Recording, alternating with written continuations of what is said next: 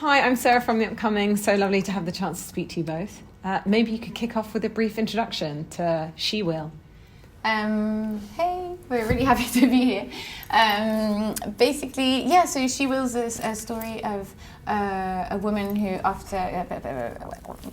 she Will's the story of a woman who after a double mastectomy goes to a healing retreat in Scotland to recover from the operation, and there she gets power from the land to enact revenges in her dreams. And she's accompanied by her nurse, Desi, played by Koto Eberhardt, and the two sort of develop this friendship and mother-daughter relationship along the way. And what was your inspiration for this story, and what made you want to tell it kind of through a sort of horror, a psychological horror lens? The script originally was from Kitty Percy, and then we worked on it together and brought in a lot of the elements of nature and the history of persecuted women, and tried to sort of create that relationship between the individual trauma of one person and the collective trauma within the land and within the history of a place. I guess the genre of psychological horror is amazing because it allows a lot of creative freedom. It's not often that you can see like bugs coming out of mouths or weird thing happen, and also it can sort of allow sometimes to say things that you want to say but in a slightly indirect potentially way. And can you talk a bit about your cast? Yes. Amazing cast, in particular Alice and of course Malcolm. So, how do you decide that these were the right people to be in your film? Yes, I'd like to know this. The cast is amazing and they're so lucky. I guess it's kind of weird, isn't it? Because you sort of have a story or a script and you put it out and you don't really know how you have your sort of dream ideal, but you don't really know how people are going to respond. And also meeting people, sort of, you sort of fall in love with characters, like Alice, obviously. So Alice came on board, and then Malcolm joined the ranks with all his amazing humour and spirit, and brought so much complexity to the character that he was playing. Even though it was small, he made it into something amazing.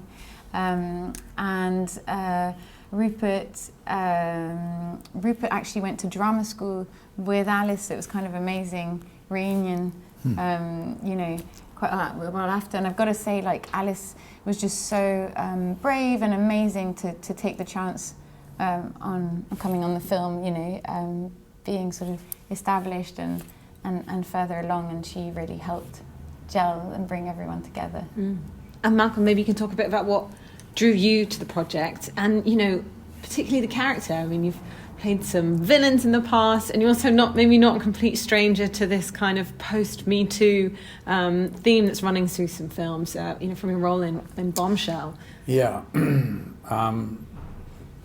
Rupert Murdoch. Of course, he's the one that fired him. So True. You could say that Rupert Murdoch is a banner bearer, isn't he, for the Me Too movement. Anyway, let's not get into that. That's, of course, bullshit. But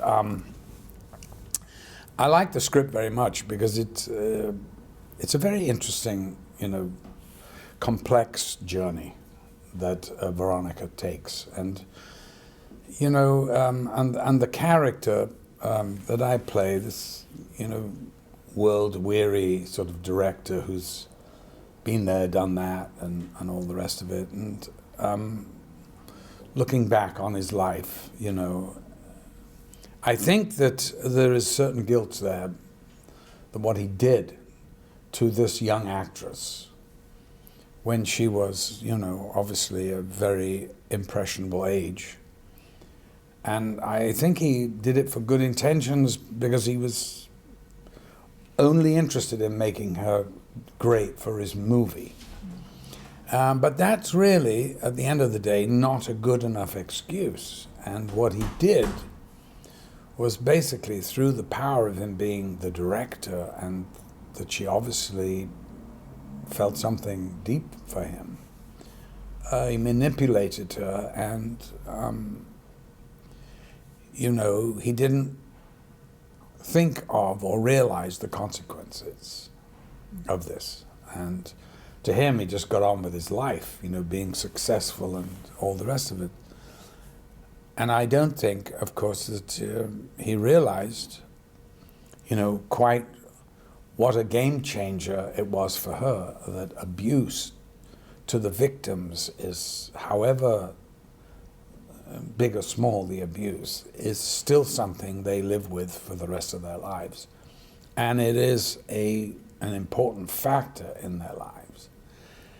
And, you know, I didn't really realize quite how much it was, you know, to the victims, to what extent. And and I kept thinking of this man, Kavanaugh, who was up for the Supreme Court in the United States, and this big cause celeb, you know. And I thought he was an asshole when I saw him being, you know, grilled by the Senate, and him saying I just like beer, and I just like beer. Well, he, you know, he's an abuser, and whether he admits it or not. And the fact is, you don't get a victim coming out and accusing somebody for nothing, because they wouldn't humiliate themselves in front of all these people. And you know, it was very brave what that woman did, I thought. And you know, she got railroaded, without a question in my mind. Of course, you know, they politicized it, and Trump got involved, of course, which, you know, that was a no-brainer. But anyway, that I was thinking of that reading this, and so I thought it was really, you know, it was interesting, and then it was kind of interesting the way you went and used old footage.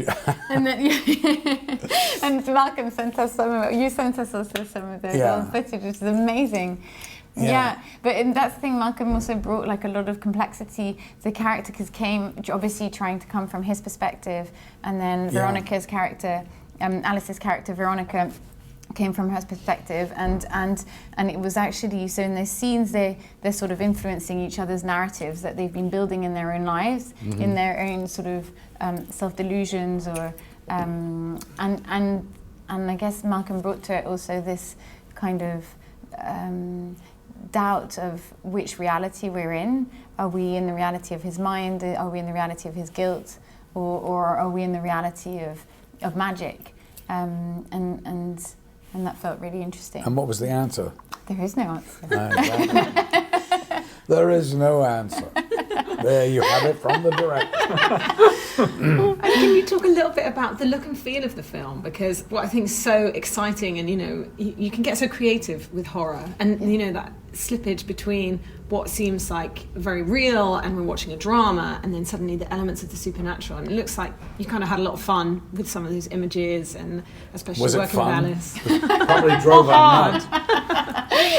I think that's. Oh my God. I'll speak for her for 1 second and say that how amazed I was at the look. Now that's because she's a painter, you know, I'm sure, and so Charlotte has this great eye, amongst everything else. She's also, to the manner born, you would never know, and I was talking to Alice about this, you'd never know this was her first film. It's insane. So, That's sweet. and I don't know why that is, but she had supreme confidence in what she was doing, and she also... Just so happy it was going ahead, I think.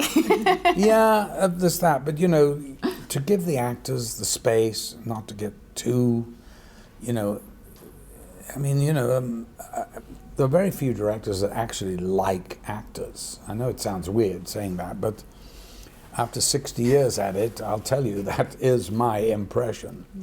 And so when you meet a director that actually likes actors, it's helpful.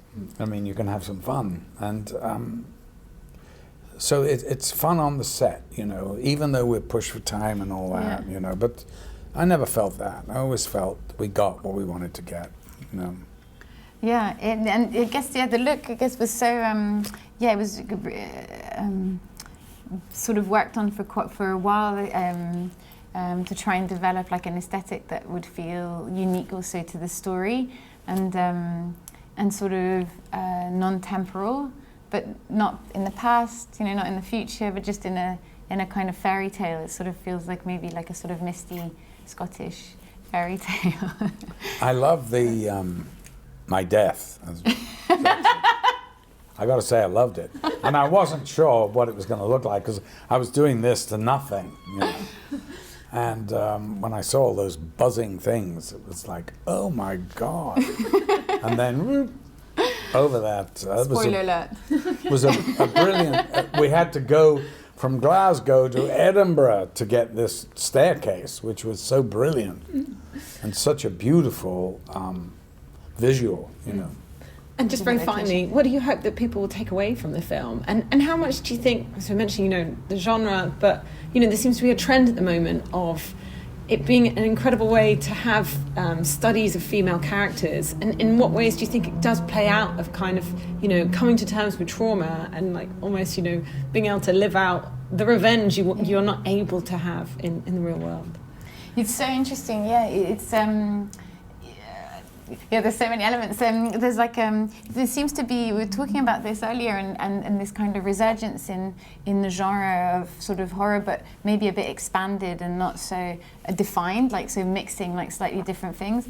I'm wondering if that was also linked to how we experience the world, that maybe we're not experiencing it in such a linear way, or perhaps our lives are quite complex in terms of the realities that we engage with on an everyday basis, every minute basis, and so perhaps the genre is becoming, you know, more truthful in a way to our experiences as humans. I'm not sure, but it's sort of like a what one intuits. And I guess, like in terms of exploring questions of trauma, in its nature, the genre itself is more truthful to that experience, because that's how it's experienced as a horror.